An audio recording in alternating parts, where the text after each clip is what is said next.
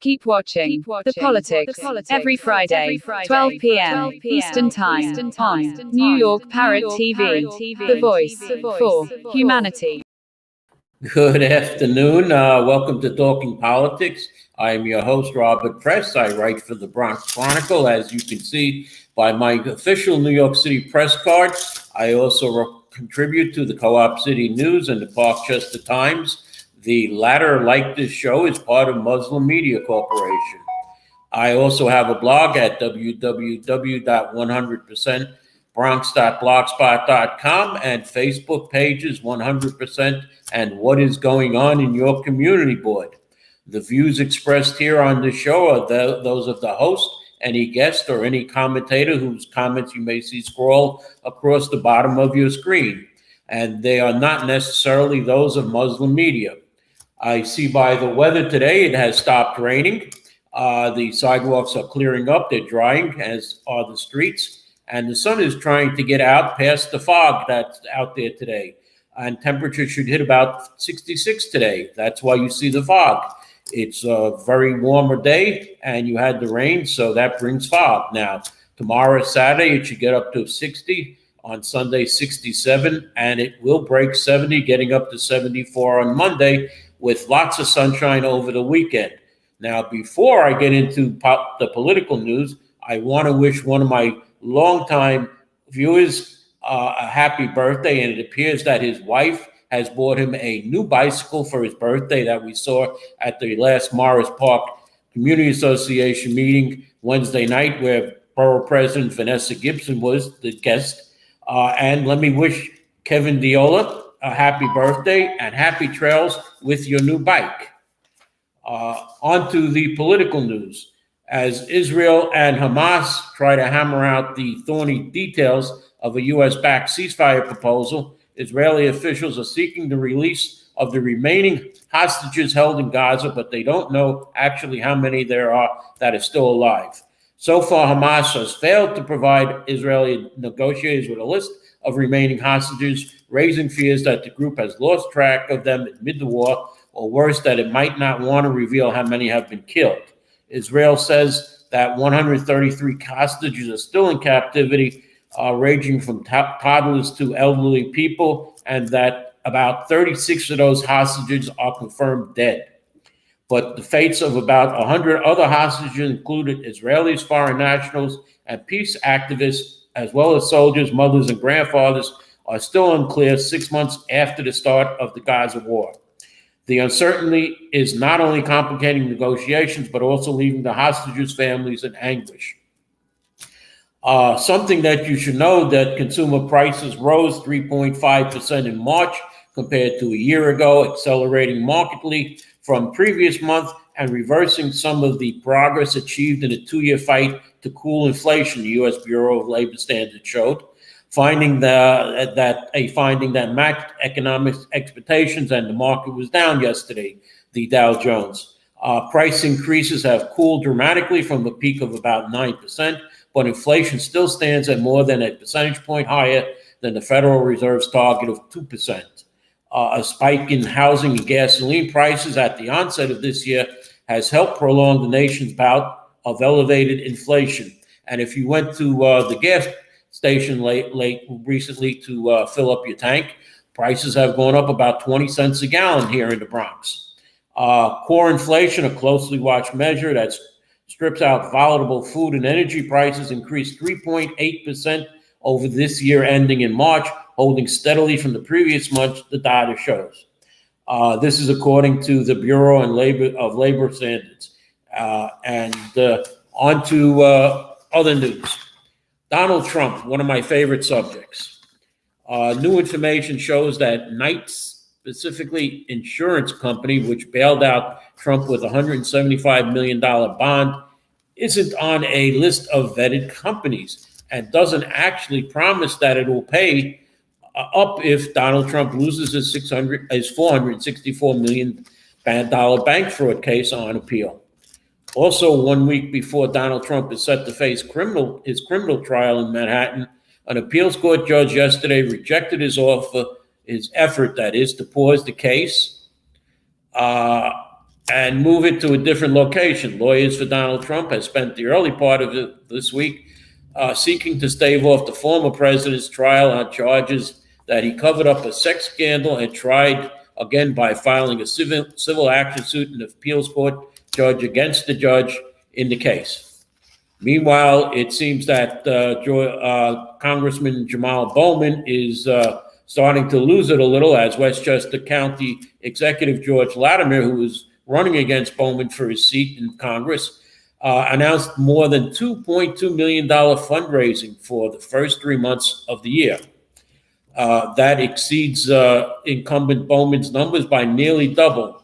And for the period that ended December 2023, Latimer had $1,320,987 cash on hand with zero debt owed by his committee, while Bowman had only $630,663 cash on hand with over $12,000 in debt owed by his committee. Things are not looking good for Bowman, and probably Latimer will get even more money coming into his campaign. So current Congressman Bowman may be getting ready to walk out the door soon, just like he did at the Capitol. He didn't know his way, so let's say goodbye to Congressman Jamal Bowman. I know I'm early, but I'm going to predict that. The state Senate has approved its fourth budget extender until April 15th, and the Assembly is expected to follow suit today. With the spending plan now 11 days late, this is the third year in a row that lawmakers have blown past the deadline. Or does it really matter? One top Democrat said that getting the budget right matters more than getting it done on time. I never heard from a constituent that they're worried about a late budget, said State Senate Finance Committee Chair Liz Krueger on the floor Thursday. But she said that people want her to represent them with a good budget, the same as New York State continues to operate. There is no interference in any issue or work that needs to get done, Krueger said. So, what is holding up the state budget? It appears that it's the good eviction clause, with some lawmakers feeling bullish about the inclusion of good cause eviction into their housing deal. Now that there are concerns about the version of the bill, what version will make it to the governor's desk? The one first introduced by State Senator Julia Salazar and Assembly Member Pamela Hunter, or a different version that makes stark different concessions to the real estate industry. Like any compromise, both sides will be a little unhappy with the final deal. The original good clause legislation would prohibit eviction without a good reason and requires landlords to justify rent increases above 3%. However, the sponsors themselves have different views. Early this month, Hunter said it was unclear to her if it would pass on the opposition to her in her chamber and the amount of lobbying against the bill. Monday, Governor Hochul was beginning to support the bill as a broader housing deal, but she said there should be tweaks to it. Exemptions for luxury apartments, a 15-year exemption for new construction, and roughly a 10% rent increase before a lawsuit could be triggered. Earlier this year, housing activists and organizers feared that the good clause eviction would be turned into Swiss cheese, with stipulations and exemptions added to please real estate interest and address the concerns of lawmakers who oppose the bill. Hearing on these new developments in negotiations, some housing activists have seen their fears realized. Mayoral control is up and will end on June 30th unless something is done. And the long-awaited Department of Education report on mayoral control of New York schools was released, recommending that a commission be created to evaluate options around maintaining or adjusting the current system. The majority of participating constituents want to see changes to the current policy of mayoral control, according to the report. The report additionally addressed concerns around the New York City Panel for Education Policy, which votes on major educational policy and contracts. New York City Mayor Eric Adams has been given the outsized influence over it. He appoints 13 of the 23 members, or a majority. calls to revamp the structure. The report said was supported by the public. Each borough president has one appointee, so that leaves 8 other members. The report comes as Adams and School Chancellor David Banks has spent the year lobbying lawmakers in Albany to extend mayoral control, like I said, which is slated to expire June 30th.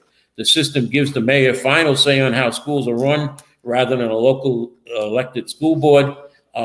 In place since 2002, calls have grown for change among parents, students, and teachers. It was then Mayor Michael Bloomberg who got the state Senate to approve mayoral control when he contributed large amounts to certain state senators to, I will not say buy their vote, but to sway their vote.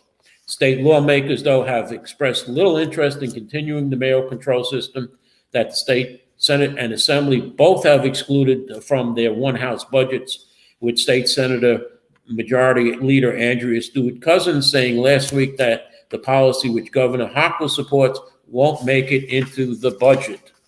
Now, we have illegal cannabis stores all over the Bronx. To date, in the Bronx, a task force has conducted more than 280 inspections, levied fines of more than $11 million, seized more than $4 million of illicit products, made 57 arrests, and confiscated 14 edged or other weapons. Now, Assemblyman John Sicaro Jr., Assemblywoman Yudeca Tapia, State Senator Natalia Fernandez, and community activists rallied this past Saturday to highlight critical legislation targeting retail smoke shops, bodegas, and delis where this illicit cannabis is sold. Assemblyman Sicaro said if you sell illicit cannabis, you will now make the choice to risk losing your license to sell tobacco, liquor, and lotto. These businesses have come a hotbed of crime. Just days ago, 2 men, one armed with an A-15 style rifle, robbed a store behind us where they were protesting, where illicit cannabis was suspected of being sold. The 49th precinct has issued a statement that they know who the suspect might be and are looking for him. Bill A 9520/S8847, as it's called, would allow for the revocation of license to sell cigarettes, tobacco products, alcohol, and lottery tickets for the possession and or sale of illicit cannabis in violation of the cannabis law.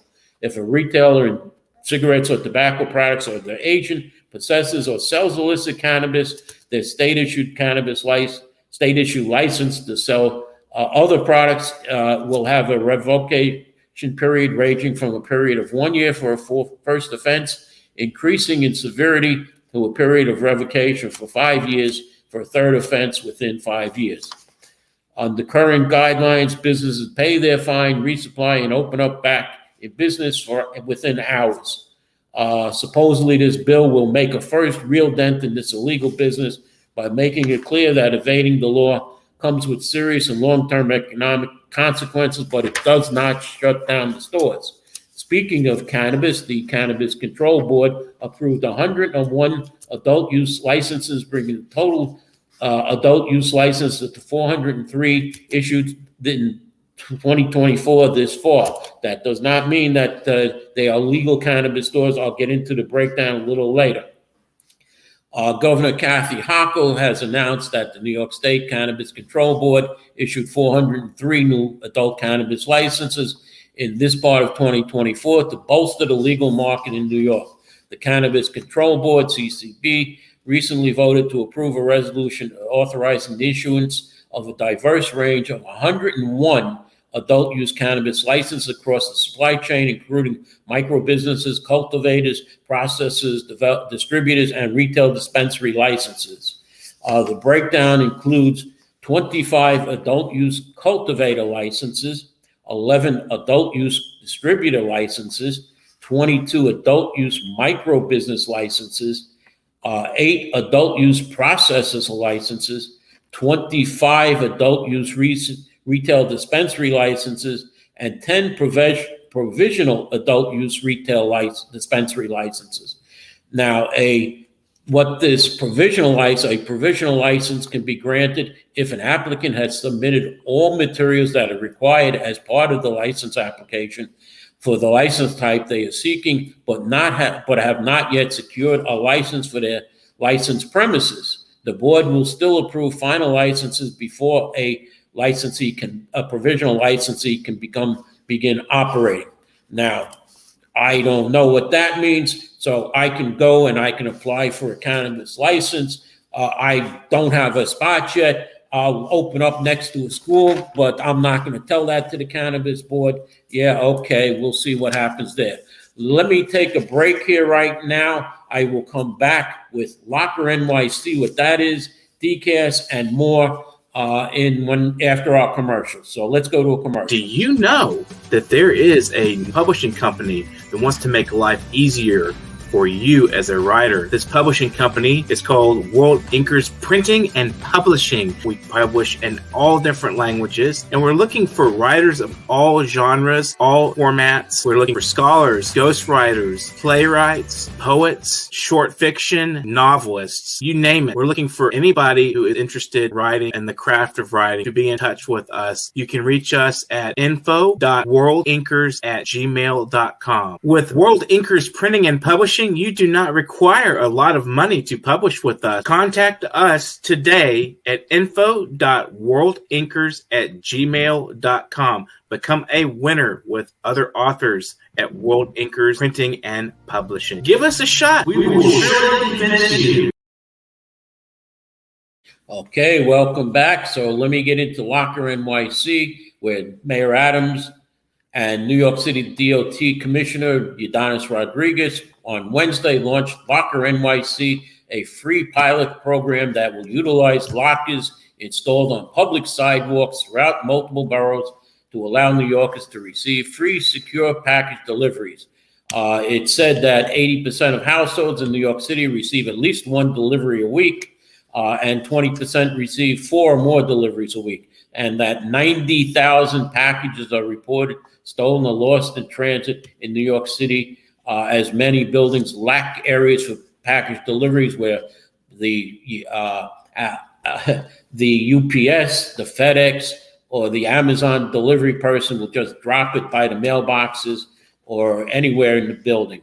The Locker NYC pilot program includes 7 units with each capacity to hold 25 packages at a time. This is much like, I guess, the Grand Central lockers that they used to have in the train stations. This pilot is open to the public, and Locker NYC program will be available across multiple delivery carriers. New Yorkers can sign up for free and manage orders online. This is on my blog at 100%.blogspot.com. It's under Locker NYC. The locations, they say, are Bedford-Stuyvesant, Brooklyn, 830 Lafayette Avenue, outside Ideal Food Basket Grocery. In Canarsie, Brooklyn, 1380 Rockaway Parkway. In East Flatbush, 1086 Brooklyn Avenue, outside Ideal Food Basket. Prospect Lefferts Garden in Brooklyn, 2036 Bedford Avenue, outside Ideal Food Basket Grocery. I wonder who has stock or owns Ideal Food Basket. In Sunnyside, Queens, 4701 49th Street, outside the Cosmopolitan Houses Apartments, which is where lockers will soon arrive at the following locations: in Bushwick, Brooklyn, 7280 Wyckoff Avenue, outside Key Food, and in Hell's Kitchen, Manhattan, 778 9th Avenue at West 52nd Street. These were selected based on the concentration of buildings lacking mail or package rooms and police department theft reports on stealing of packages. Now, DCAS, the Department of Citywide Administration Services, could see $1 billion in cuts over the primary capital commitment plan, which covers long-term investments in facilities and infrastructure over the next 5 years. Of these, some $775 million comes from reductions to resiliency, sustainability, and energy efficiency products, according to the Controller's Office. DCAS said that we'll have a $538 million reduction to energy conservation projects that will make government agencies and city owned buildings more climate friendly, and a $15 million cut to purchase electric vehicles. DCAS is tasked with managing city properties of various agencies and handling the city's expansive fleet of vehicles, but it also distributes energy efficient upgrades that aim to decarbonize buildings. The Department Energy Management Program will be taking the $538 million cut in this capital budget, which spans the fiscal year 2024 to 2028. And it's approximately $1.7 billion according to the agency. Despite this, though, the city and its regulated authorities own or lease 1,700 properties, according to the Department of City Planning, though it has not immediately made clear how many are subject to the LL 97 rules, which promise to reduce carbon pollution from these buildings by nearly 70% of greenhouse emissions. The department has also pledged to reduce emissions by government operations 40% by 2025 and 50% by 2030, but those are now in jeopardy.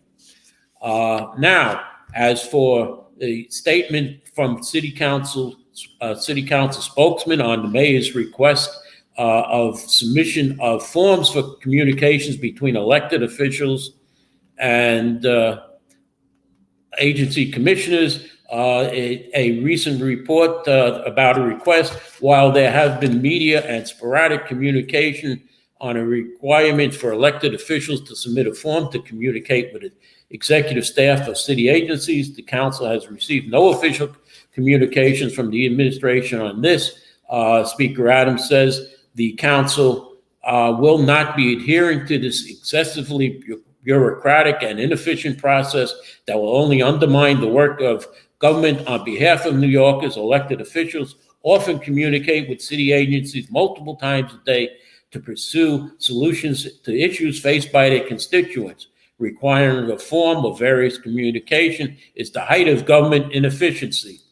Now, I will say one thing on this. You can vote to have the police do it, but to have the city council do it is something else. I find that really idiotic. So if the police can do it, why can't the city council members do it? That's really something. So if the city council doesn't want to do it, then take it away from the police department that they won't have to do it. Now, there is a Metro North public hearing at the Borough President's office. You are invited to join Bronx Borough President Vanessa Gibson, virtually or in person, for a public hearing on the Bronx Metro North Plan. Community Boards 9, 10, and 11 gave their opinions. Community Board 11 had stipulations which have not been met yet or have not been said. Now, the Borough President's meeting is April 16th at 10 a.m. in person at 851 Grand Concourse, room 711, the Bronx, New York. And if our producer will put up the link that I sent him, it's online at HTTPS.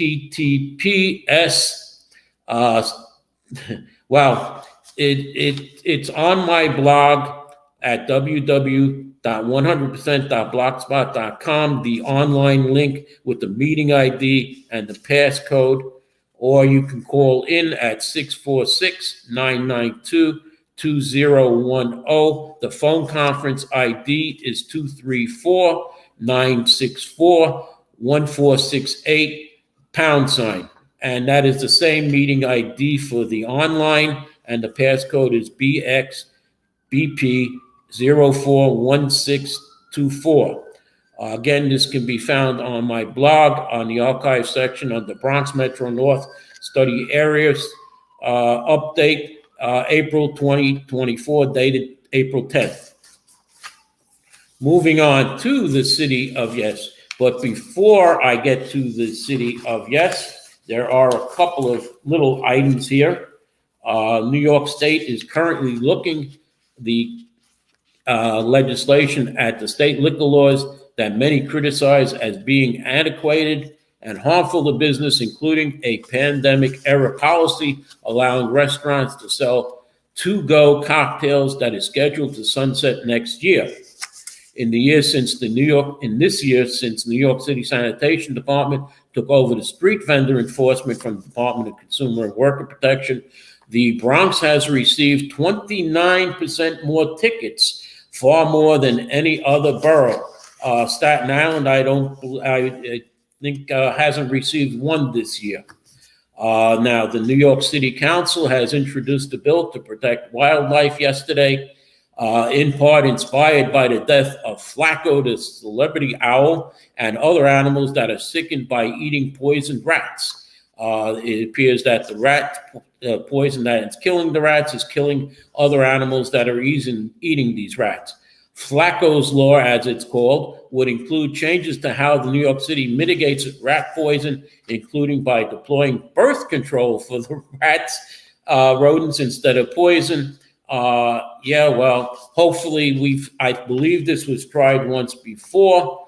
The City Department of Mental Health and Hygiene would work with the Department of Sanitation to launch the pilot project to send out pellet-like contraceptives in the city's rat mitigation zones. There would be at least 2 pilot projects in the areas covering at least 10 city blocks for at least half a year per this bill. The pellet would work better than previously used contraceptive methods. I'm sorry if I'm laughing here. According to Councilman Abreu, who chairs the council's Committee on Sanitation and Waste Management. Maybe they should do something else, give them condoms, maybe little rat condoms, so they can use them when they, whatever, it's a salty, sweet type of contraceptive. It has fatty materials within it that attracts the rats. Abreu said they'll bring them back to the borough and for other rats to eat them. A spokesman for the health department did not immediately return a request for comment. The agency, it said, hosts rat academies to teach rodent mitigation, offering one course for regular New Yorkers and an advanced course for professionals. And the city used to rip up streets and repave them, putting in new concrete pavement, new concrete foundations and in pavement. But since when they've done that, it's AJ, no, they don't practice abstinence. One rat can multiply to 100 and 100 more and 100 more after that into thousands of rats. Like I said, the city used to rip up streets and redo the foundation. Now all they do is they just take off an inch of the top layer and then repave it that way. Now, there was a city council a city council zoning and franchise hearing on the City of Yes for economic opportunity. The City of Yes housing opportunity will be taken care of later this year, but legislators grilled city planning officials over certain components of the 18-point plan, as I said, known as the City of Yes for economic opportunity. During a hearing, the proceedings followed the City Planning Commission's approval of the measure last month. They had made a couple of adjustments to their plan. Dan Garodnik, who serves as both DCP Commissioner and City Planning Chair, said the proposal aimed at modernizing zoning rules that were written over 60 years ago, which he described as too complex, restricted, and outdated. He said it seeks to fill the nearly 1,700 storefronts across the 5 boroughs while allowing businesses to open and expand into spaces where they are not currently permitted. It will help revitalize commercial corridors, fill vacant storefronts, and boost our economy, our economic recovery across the board, the mayor said at a rally previously before the hearing. Bronx City Council member Kevin Riley, who chairs the Council's Zoning and Franchise Subcommittee, said he's concerned the plan does not address the concentration of last-mile large package distribution warehouses utilized by e-commerce companies like Amazon in some parts of the city.